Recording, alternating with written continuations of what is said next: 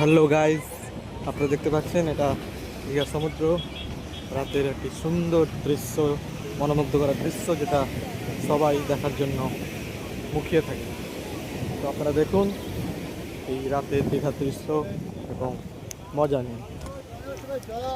আমি তাই এই ভিডিওটা করছি শুধুমাত্র আপনাদের জন্য। চাই আমার সাথে সাথে আপনারা এই দীঘার রাতের দৃশ্য অনুভব করুন, এনজয় করুন।